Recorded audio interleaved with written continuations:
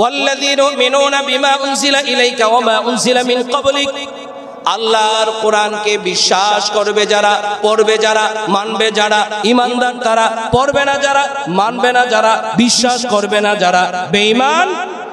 তিনটা কথা বলছি, বিশ্বাস করবে যারা, পড়বে যারা, মানবে যারা। অনেকে বিশ্বাস করে পড়ে না, মানে না, অনেকে বিশ্বাস করে না কিন্তু পড়ে আবার মানে।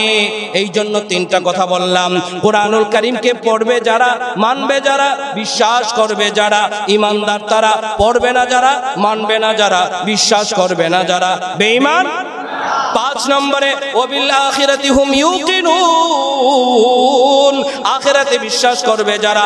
আখিরাত বলতে কবর, হাসর, জান্নাত, জাহান্নাম, পুলসিরাত, সব কিছু মরণের পরের সব কিছুকে আখিরাত বলা হয়।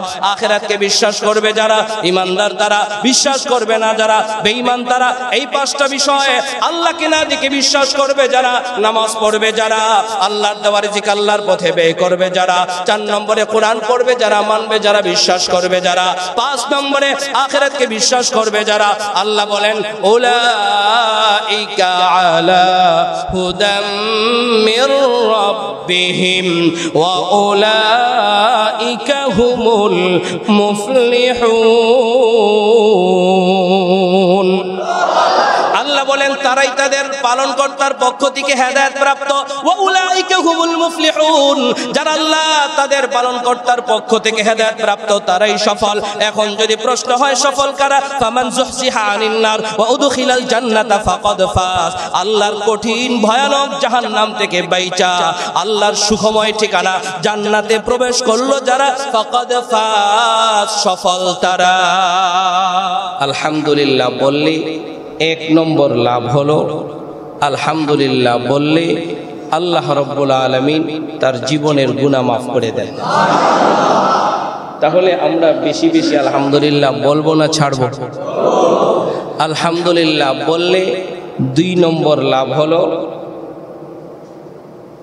আলহামদুলিল্লাহ বলার সাথে সাথে আল্লাহ তাআলা জান্নাতের ভিতরে তার জন্য একটা গাছ লাগায় দেন। নবী আলাইহিস সালাতু ওয়াস সালাম ইরশাদ করেন, আলা ইন্না ফিল জান্নাতি লাশাজারাতান ইয়াসিরুর রাকিবু ফি যিল্লিহা মিআতা আমিন লা ইয়াকতাউহা। নবী বলেন, রে উম্মত শোনো, জান্নাতের ভিতরে গাছ হবে।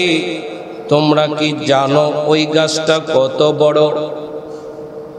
এত বড় গাছ, যেই গাছের ছায়াকে অতিক্রম করবার জন্য তেজস্বী কোনো আরোহী যদি 1 দিন নয়, 2 দিন নয়, ইয়াসিরুর রাকিবু ফি যিল্লিহা মিআতা আমিন, 1 সপ্তাহ আর 2 সপ্তাহ নয়, 1 বৎসর আর 2 বৎসর নয়, 100 বৎসর পর্যন্ত যদি কোনো তেজস্বী আরোহী দৌড়াইতে থাকে অমন গাছের ছায়াকে অতিক্রম করবার জন্যে, নবী বলেন লা ইয়াকতাউহা, অমন গাছের ছায়া অতিক্রম করে শেষ করা সম্ভব নয়। তাহলে আমরা এই কথা থেকে, হাদিস থেকে কি আন্দাজ করতে পারলাম? গাছটা বড় না ছোট? কত বড়? অনেক বড়, অনেক বড়, অনেক বড়, অনেক বড়। তাহলে জান্নাতে গাছের দরকার আছে না? বাড়িতে মানুষ যখন বাড়ি করে একটু চেষ্টা করে যে একটু বড় জায়গা কিনবার জন্য, যে বাড়ি করার পাশে একটা গাছ লাগাইতে। কেউ বাগান বাড়ি করে, গাছ টাছ লাগাইলে ফল টল থাকলে এটা সুন্দর হয়। নিজের গাছের একটা ফল খাইলে বলে গাছের ফল খাইছে। ইমাম সাহেব হুজুরের জন্য একটা আমাইনা দিয়া বলে যে হুজুর গাছের আম আনছি। আসলে বাজারে যে আমগুলো আছে ওগুলো কি গাছের না? তারপরেও নিজের গাছের থেকে দিয়া বলে হুজুর গাছের আম আনছি। ঠিক কিনা? আর মসজিদে দান করলে, মসজিদ বানাইলে নবীজি বলেন তার জন্য জান্নাতে আল্লাহ তাআলা বাড়ি বানায় দেন। তাহলে গাছেরও, জান্নাতে গাছ লাগানোরও ব্যবস্থা আছে, আবার জান্নাতে বাড়ি বানারও আছে কিনা? এখন হতে হইল আমরা জান্নাতে গাছ লাগাবো, জান্নাতে বাড়ি বানাবো, কিন্তু জান্নাতের মালিক হইলে তো। কি বলেন? আমি আমার আলোচনাকে অগোছালোভাবে করব, তো পাশাপাশি একটা বিষয় রেখে দিলাম স্বল্প সময়ে শেষ করবার জন্যে, কারা জান্নাতি আর কারা জান্নাতি নয়, কার ঈমান আছে আর কার ঈমান নাই, এই কথাটা একটু স্বল্প সময়ে পরিষ্কার করব, তাহলে আমাদের জন্য সহজ হবে যে আসলে আমরা জান্নাতি কিনা। হ্যাঁ, আমরা পরিষ্কার করব কি দিয়ে? একজন বলে দিল ও বেঈমান, এটার দিয়া না। হ্যাঁ, আমি বলে দিলাম যে তুমি বেঈমান, তুমি কাফের, হবে না। আমার কোরআন যদি আমাকে বেঈমান বলে তো আমি বেঈমান, আমার কোরআন যদি আমাকে ঈমানদার বলে আমি ঈমানদার। ঠিক এই কথাটাই পরিষ্কার করব, যেহেতু প্রত্যেক মানুষ যে কোনো আলোচনার প্রারম্ভে শুরুতে কার প্রশংসা? প্রথমে আলহামদুলিল্লাহর কথা বললাম। আলহামদুলিল্লাহ বললে অনেকগুলি লাভের মধ্য থেকে দুইটা লাভের কথা বললাম, আরো একটা লাভের কথা বলি। হযরতে আবু হুরায়রা রাদিয়াল্লাহু তাআলা আনহু গাছ লাগাইতেছিলেন, নবী আলাইহিস সালাতু ওয়াস সালাম পার্শ্ব দিয়ে যাচ্ছিলেন। হযরতে আবু হুরায়রা রাদিয়াল্লাহু তাআলা আনহুকে জিজ্ঞেস করলেন, রে আবু হুরায়রা তুমি কি করতেছ? হযরতে আবু হুরায়রা বলেন, ইয়া রাসূলুল্লাহ, ইয়া হাবিবাল্লাহ, আমি বৃক্ষরোপণ করতেছি। আল্লাহর নবী বলেন, রে আবু হুরায়রা আমি কি তোমাকে এর চাইতে দামি গাছের কথা বলবো? আল্লাহর নবীকে হযরতে আবু হুরায়রা বলেন, ইয়া রাসূলুল্লাহ, ইয়া হাবিবাল্লাহ, অবশ্যই আপনি আমাকে এর চাইতে দামি গাছের কথা বলবেন। আল্লাহর রাসূল বলেন, রে আবু হুরায়রা তুমি পড়ো সুবহানাল্লাহ, পড়েন আলহামদুলিল্লাহ, লা ইলাহা ইল্লাল্লাহ, আল্লাহু আকবার। কয়টা কালিমা? আবার সুবহানাল্লাহ, আলহামদুলিল্লাহ, লা ইলাহা ইল্লাল্লাহ, ওয়াল্লাহু আকবার। আল্লাহর নবী বলেন, রে আবু হুরায়রা তুমি যদি একবার সুবহানাল্লাহ পড়ো তোমার জন্য জান্নাতে একটা গাছ, আলহামদুলিল্লাহ পড়লে জান্নাতে আরেকটা গাছ, লা ইলাহা ইল্লাল্লাহ পড়লে জান্নাতে আরেকটা গাছ, আল্লাহু আকবার পড়লে জান্নাতে আরেকটা গাছ। হযরতে আব্দুল্লাহ ইবনে আব্বাস রাদিয়াল্লাহু তাআলা আনহু থেকে বর্ণিত, নবী আলাইহিস সালাতু ওয়াস সালাম ইরশাদ করেন, এ আমার সাহাবীরা শোনো, জান্নাতের ভিতরে যে গাছ হবে তোমরা কি জানো ওই গাছের শিকড়গুলো কিসের হবে? আল্লাহর নবী বলেন, ওই গাছগুলোর শিকড় হবে একটা স্বর্ণের আর একটা রূপা। তাহলে সুবহানাল্লাহ বেশি বেশি বলার দরকার না? সাহাবায়ে কেরাম জিজ্ঞেস করলেন, ইয়া রাসূলুল্লাহ আমরা যে সুবহানাল্লাহ পড়বো, আলহামদুলিল্লাহ পড়বো, জান্নাতের ভিতরে গাছ হবে, গাছটা তো অনেক বড় হবে। ইয়া রাসূলুল্লাহ ওই গাছের শাখা প্রশাখা হবে কিনা? আল্লাহর নবী বলেন, অগণিত শাখা প্রশাখা হবে। সাহাবায়ে কেরাম বলেন, ইয়া রাসূলুল্লাহ অমন গাছের পাতা হবে কিনা? আল্লাহর নবী বলেন, অগণিত পাতা হবে। সাহাবায়ে কেরামকে সামনে নিয়ে বলেন, ও আমার সাহাবীরা শোনো, অমন গাছের ভিতরে কোটি কোটি কোটি কোটি কোটি কোটি পাতা হবে, প্রত্যেকটা পাতার মধ্যে এক একজন করে ফেরেশতা বসানো হবে, আর প্রত্যেকটা ফেরেশতাকে ৭০,০০০ করে জবান দেওয়া হবে। আর ওই প্রত্যেকটা ফেরেশতা ৭০,০০০ জবানে জবানে বলতে থাকবে, সুবহানাল্লাহ, আলহামদুলিল্লাহ, লা ইলাহা ইল্লাল্লাহ, ওয়াল্লাহু আকবার। সাহাবায়ে কেরাম বলে, ইয়া রাসূলুল্লাহ জান্নাতের ভিতরে গাছ হবে, ওই গাছের শাখা প্রশাখা হবে, লক্ষ লক্ষ কোটি কোটি পাতা হবে, এক একটা পাতার ভিতরে এক একজন করে ফেরেশতা বসানো হবে, এক একটা ফেরেশতার ৭০,০০০ করে জবান হবে। ইয়া রাসূলুল্লাহ প্রত্যেকটা ফেরেশতা তার জবানগুলো দিয়ে সুবহানাল্লাহ পড়বে, আলহামদুলিল্লাহ পড়বে, আল্লাহু আকবার পড়বে, লা ইলাহা ইল্লাল্লাহ পড়বে। তাতে আমাদের লাভটা কি? নবী আলাইহিস সালাতু ওয়াস সালাম সালাম বলেন, রে সাহাবী, আমার যে উম্মতের আলহামদুলিল্লাহ বলার কারণে জান্নাতে গাছ, আমার যে উম্মতের আল্লাহু আকবার বলার কারণে জান্নাতে গাছ, আমার অমন উম্মতরা দুনিয়ার হায়াতে যতদিন পর্যন্ত থাকবে ততদিন পর্যন্ত তার আমলনামায় আলহামদুলিল্লাহর নেকি হইতে থাকবে। তাহলে এবার জবাব দেন, আলহামদুলিল্লাহ বললে লাভ না লস? বেশি না কম? তাহলে এতক্ষণ আলোচনার নিমিত্তে 1 নম্বর সবক হলো, জীবনের চলতি পথে আমাকে আপনাকে যদি কোনো ভাই জিজ্ঞেস করে কেমন আছেন, কি বলবো? অনেকে এখনই বলে নাই, কালকে বলবে, গ্যারান্টি কি? এখান থেকে বের হয়ে যে বলবেন, কি গ্যারান্টি? এখনই বলেন। যেই ছাত্র ক্লাসে পড়ে না, ও কি ক্লাসের বাইরে পারে? তো এখানে সবক আদায় করেন না, তাহলে বলেন আলহামদুলিল্লাহ। সারা রাত বললে বলা যাবে আলহামদুলিল্লাহর ফজিলতের কথা, বলা যাবে না? তাহলে এই আমলটা রাখবো তো কে কে? ইনশাআল্লাহ এটা 1 নম্বর সবক, ঠিক আছে না? ইনশাআল্লাহ আল্লাহ তাআলা আমাদেরকে আমল করার তৌফিক দান করুন। এই জন্য দেখেন, এই যে আমি এখানে বসছি, আমি খুতবা শুরু করছি আলহামদুলিল্লাহ দিয়া, ঠিক? নামাজ পড়বেন তাও শুরু করেন আলহামদুলিল্লাহ দিয়া। প্রত্যেক নামাজের প্রত্যেক রাকাতে রাকাতে আলহামদুলিল্লাহ আছে কিনা? যতদিন এই মসজিদে যেই খতিব সাহেব খুতবা দিচ্ছেন, প্রত্যেক জুমাতেই খতিব সাহেব এই কথাই বলেন যে আল্লাহ তাআলা, ভাই আল্লাহ তাআলা নিয়ে আসছেন, বসায় দিচ্ছেন, আল্লাহ তাআলার দরবারে শুকরিয়া আদায় করে বলি, বলে কি বলে না? প্রত্যেক শুক্রবারে বলা হচ্ছে, প্রত্যেক নামাজে বলা হচ্ছে, কিন্তু সেই পরিমাণ কি আমল আছে? আছে? হ্যাঁ, সর্বশেষ আরেকটা উপকারের কথা না বললেই নয়, যে আলহামদুলিল্লাহ বললে কি লাভ হয়, একটা বলে আলোচনায় ঢুকি, 10 মিনিটের ভিতরে শেষ করব ইনশাআল্লাহ।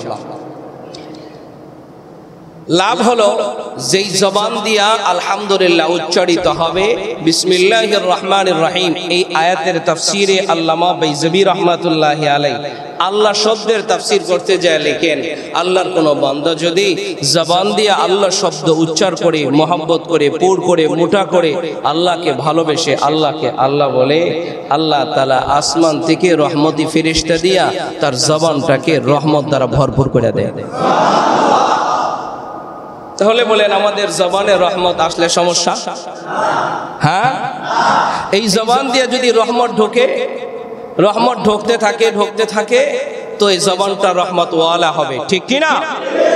জবান দিয়ে রহমত ঢোকতে তার দিলটা রহমত ওয়ালা হবে, তার হাত, এই রহমতগুলো তার হাত দিয়ে বের হবে, চোখ দিয়ে বের হবে, কান দিয়ে বের হবে, চলার গতিতে বের হবে, বলার গতিতে বের হবে, পরিবারে বের হবে, সমাজে বের হবে, মুআমালাতের ভিতরে বের হবে, মানুষের সাথে সংস্পর্শে আসার ক্ষেত্রে রহমত বের হবে। তার হাত বেইনসাফি করবে না, তার চোখ বেইনসাফি করবে না, তার জবান বেইনসাফি করবে না, তার চক্রিরত অবস্থায় নকরিতে তার কোনো বেইনসাফি হবে না, ঠিক কিনা বে ঠিক?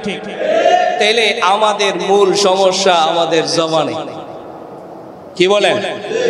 বলেন, আমরা আজকে থেকে আল্লাহর নাম দিয়া আমরা আমাদের জবানকে ঠিক করব। এ কারণে আমার আজকের আলোচনার 2 নম্বর সবক হলো, প্রত্যেক দিন সকালে 100 বার সুবহানাল্লাহ, আলহামদুলিল্লাহ, লা ইলাহা ইল্লাল্লাহ, আল্লাহু আকবার, আবার বিকালে 100 বার সুবহানাল্লাহ, আলহামদুলিল্লাহ, লা ইলাহা ইল্লাল্লাহ, আল্লাহু আকবার। এই আমলটা 1 নম্বর তো সবক বললাম, এটা 2 নম্বর সবক। সবাই হাত তুলবেন না, এই 2-1 জন, 4-5 জন যারা এই আমলটা করবেন সকাল বিকাল, এই 4-5 জন হাত তোলেন তো দেখি, যে আমি করবো ইনশাআল্লাহ, আমি করবো ইনশাআল্লাহ। হ্যাঁ, সবাই না কিন্তু, ইনশাআল্লাহ। আল্লাহ কবুল করুক, বলো না আমিন। তো এই আলহামদুলিল্লাহর ফজিলত এখানে সমাপ্ত রাখলাম। আলোচনা বলছিলাম হলো, কার ঈমান আছে আর কার নাই, এই কথা বলবে কোরআন। এই কথা কে বলবে? আমরা কোরআনের কথা বলতে গেলে লম্বা সময় চলে যাবে। কোরআন কার কালাম? বলেন কার? আঙ্গুল উঠায় বলেন কার? কষ্ট করে আঙ্গুল উঠাইলাম, এটা ঈমানের দলিল। আঙ্গুল যে উঠাইলাম, এটা কিসের দলিল? আত্তাহিয়াতুতে বসে আমরা আঙ্গুল উঠাই কিনা? ওযুর পরে একটা দোয়া আছে, আল্লাহুম্মা জাআলনি মিনাত তাওয়াবিন ওয়া জাআলনি মিনাল মুতাতাহহিরিন। এরপরে কালিমাতুশ শাহাদা, আকাশের দিকে আঙ্গুল উঠায়া আল্লাহর নবীর কোন উম্মত যদি পাঠ করে, নবী বলেন তার জন্য জান্নাতের 8টি দরজা খুলে দেয়া হবে, যেটা দিয়ে মনে চায় সেটা দিয়ে সে জান্নাতে চলে যাবে। আলোচনা করতে করতে 3 নম্বর একটা সবক হতে চলে আসলো, তাহলে এই সবকটাও আদায় করবেন ইনশাআল্লাহ। আল্লাহ কবুল করুন, বলুন আমিন। কোরআন আল্লাহ রাব্বুল আলামিনের কালাম, কোরআনে যা বলা আছে সব সত্য, ঠিক কিনা বেঠিক? কোরআনুল কারীমের প্রথম সূরা সূরাতুল ফাতিহা, এরপরে 2 নম্বর সূরা হলো সূরাতুল বাকারা। আমি খুতবার মধ্যে সূরাতুল বাকারা থেকে আয়াত তেলাওয়াত করেছি। সূরাতুল বাকারার প্রথম 5টি আয়াতের মধ্যে আল্লাহ রাব্বুল আলামিন ঈমানদারদের সম্পর্কে আলোচনা করেছেন। 1 নম্বরে আল্লাযীনা ইউমিনুনা বিল গায়ব,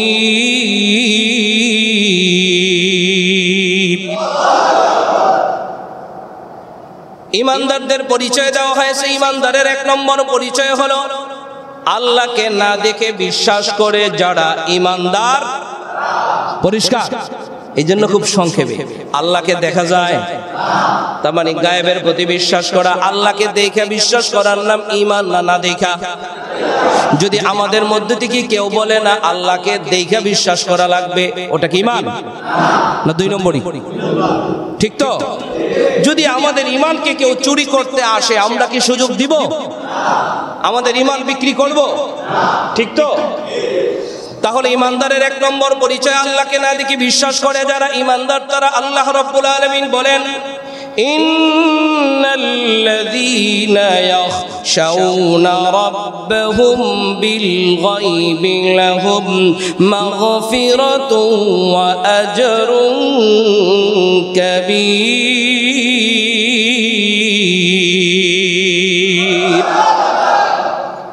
আল্লাহকে না দেখে বিশ্বাস করে ভয় করবে যারা, আল্লাহ রাব্বুল আলামিন বলেন তাদের तमाम জীবনের গুনাহগুলো maaf করে দেওয়া হলো। তাহলে আল্লাহকে না দেখে বিশ্বাস করলে গুনাহ maaf হয়ে যায়, কারণ নবীজি বলেন আল ইসলামু ইয়ানহাদিমু মা কানা ক্বাবলাহু, যারা ইসলাম গ্রহণ করে তার পিছলা জিন্দেগীর সমস্ত গুনাহ, কোনো গুনাহ নাই, বেগুনাহ মাসুম। সুতরাং 1 নম্বর কথা ঈমানদারের পরিচয় আল্লাহকে না দেখে বিশ্বাস করে যারা ঈমানদার তারা। এবার বিপরীতে চলে আসেন, আল্লাহকে না দেখে বিশ্বাস করে না যারা বেঈমান। কথা পরিষ্কার নেই? বুঝেন? কিন্তু একটু পরে কিন্তু আবার বলবেন না যে হুজুর ফেসের মধ্যে ফলাইছে, ঠিক কি না?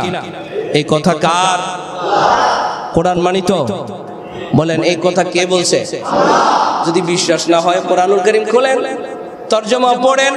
তাফসিরে মারিফুল কোরআন ইসলামিক ফাউন্ডেশন থেকে মহিউদ্দিন খান সাহেবের বাংলা অনুবাদ করা আছে, খুলে খুলে পড়েন, দেখবেন হ্যাঁ এই গায়েবের কথাই আছে। আর মোটামুটি সূরা বাকারার প্রথম এই আয়াতগুলো অনেকের মুখস্থ আলহামদুলিল্লাহ। আর জবানে মুখস্থ না থাকলেও কানটা তো মুখস্থ, যে শুনলে বুঝতে পারি যে সূরাতুল বাকারা তেলাওয়াত করতেছে, ঠিক কি না? 2 নম্বর ঈমানদারের পরিচয়, 2 নম্বর ঈমানদারের পরিচয় ওয়া ইউকিমুনাস সালাহ।